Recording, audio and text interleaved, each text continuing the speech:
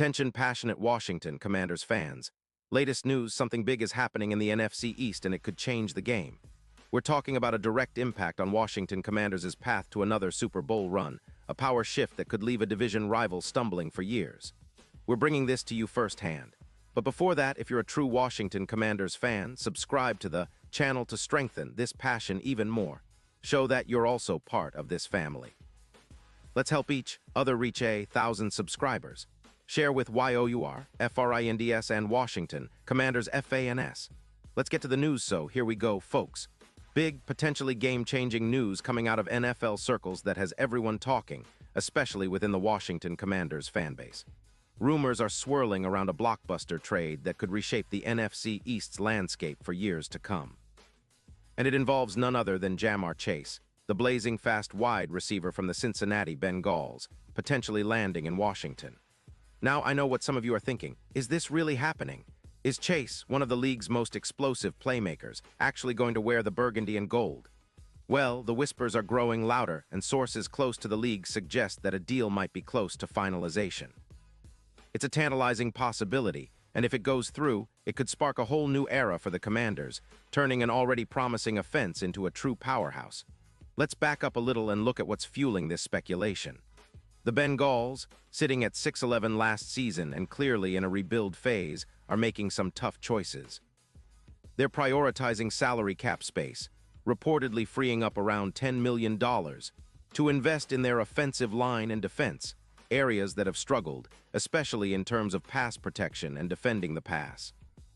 Cincinnati's defense was giving up an average of 30 points per game, and their offensive line, while talented, has been under pressure, leading to 35 sacks last season. With that in mind, they're clearly looking to rebuild and retool, and part of that involves moving some of their star talent. Meanwhile, the Commanders finished last season with a 5-12 record, and while that's not perfect, it's a team with clear potential, especially on offense. They're actively seeking a big play receiver to elevate their aerial attack, particularly to help quarterback Sam Howell and the developing offense led by OC Eric Bieniemy. Chase fits that mold perfectly. His blazing speed and ability to create mismatches are exactly what Washington needs to take the offense to the next level, especially considering the team's desire to stretch the field and open up more opportunities for Terry McLaurin. The idea is that Chase, with his elite speed, can be a true game changer, similar to how DK Metcalf made a splash in 2025 with the Seahawks, racking up over 200 yards in a game and consistently forcing defenses to double-team him.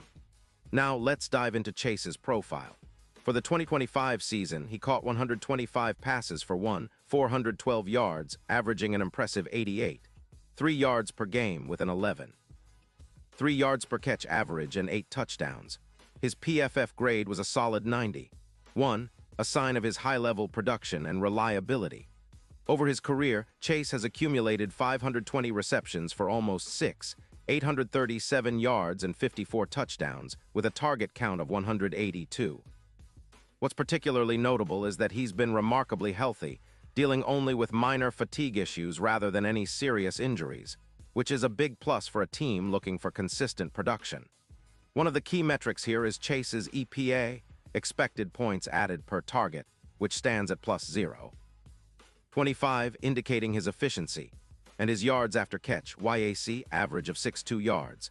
Against current NFL receivers, he's posting a +2, 1 yards per route, which is quite significant. And with the trade of Tyreek Hill to the Dolphins in 2025, Chase's presence could have a similar impact, boosting the Dolphins' offense by around 15% in EPA per pass when paired with a talented quarterback like Howell or even in a future upgrade. Now, why would Cincinnati actually consider trading Chase? Well, the Bengals are prioritizing their cap space, around $10 million, to secure extensions for key players like Joe Burrow, as they rebuild after a tough 6-11 season. Chase's cap hit is around $25 million, which is a substantial figure, especially for a team in flux. Their offensive line, as mentioned, is underperforming and giving up sacks, and they're looking to add more resources there. Moving Chase makes sense financially, even if it's hard for fans to see their star go. Essentially, Cincinnati's front office is weighing the cost of retaining Chase against their rebuilding plans and cap flexibility, especially since they're eyeing a long-term rebuild rather than a quick fix. On the flip side, for Washington, this is an absolute no-brainer. They've got about $23 million in cap space, which gives them some flexibility to make a splash move. Acquiring Chase would immediately elevate their offense, giving Howell a true playmaker to throw to on the outside. Imagine Chase stretching the field, drawing double coverage, and creating mismatches for McLaurin or Curtis Samuel underneath. The potential for big plays, deep bombs, quick screens, and contested catches is huge. Chase's ability to win those 50-50 balls and make defenders look silly with his speed means defenses would have to game plan around him, opening up even more options for the Commanders' offense. This trade, if it happens, wouldn't just be about adding a player. It would be about signaling a shift in Washington's approach. They've been building steadily and adding pieces, but Chase would be a true game changer. His presence could translate into 200 yards receiving and around 10 touchdowns, pushing the Commanders' offense from a middle-of-the-road unit to a top-8 scoring team. With Howell's development and the coaching staff's focus on innovative play calling, Chase could be the X factor that turns the tide in close games, especially in high-pressure moments. And let's not forget about the defensive side of things. With an upgraded offense keeping the team in more games and putting pressure on opposing defenses to keep up, the Commanders could see an increase in turnovers and takeaways. An efficient offense that sustains drives and scores quickly tends to generate more opportunities for the defense to create turnovers. Adding Chase would contribute to that, making the team more balanced and dangerous on both sides of the ball. Plus, in terms of team chemistry, Chase's proven ability to make contested catches and perform under pressure would fit perfectly with the Commanders' culture of resilience and grit. Now, looking at the bigger picture, this move isn't just about one season. It's about establishing a new identity and building a core that can contend for years to come. Chase's presence could accelerate the timeline for success, helping the team reach the playoffs and possibly even contending for a Super Bowl within the next couple of seasons. The projections are optimistic. With Chase, the Commanders could realistically finish the season 10-7, earn a playoff spot, and make a deep run. Of course, there are skeptics. Some Bengals fans and analysts argue that trading Chase might be short-sighted, especially given his talent and potential. They point out that Cincinnati is still trying to rebuild their roster, and that losing such a dynamic receiver could impact their offense negatively in the short term. But the Bengals management seems to believe that reallocating cap space and focusing on their trenches and secondary will position them better for sustained success. For Washington, though, it's a chance to punch above their weight class, adding a true superstar who can transform their offense overnight. Looking at the odds, betting markets are starting to reflect the potential impact of such a move. The Commanders' Super Bowl odds could jump from around +10, 0 to somewhere closer to +3, 500 if Chase officially joins the team. That's a significant boost, indicating that sportsbooks see Chase as a real X-factor capable of elevating Washington's chances. It's similar to what we saw with Stefon Diggs when he arrived in Buffalo in 2020, an instant game changer who helped push the Bills into serious playoff contention. In terms of team-building strategy, the move also makes sense financially. The cap space of about $23 million allows the Commanders to add other key pieces, especially on defense. They could supplement the offense with some strategic signings or depth moves, creating a more complete team.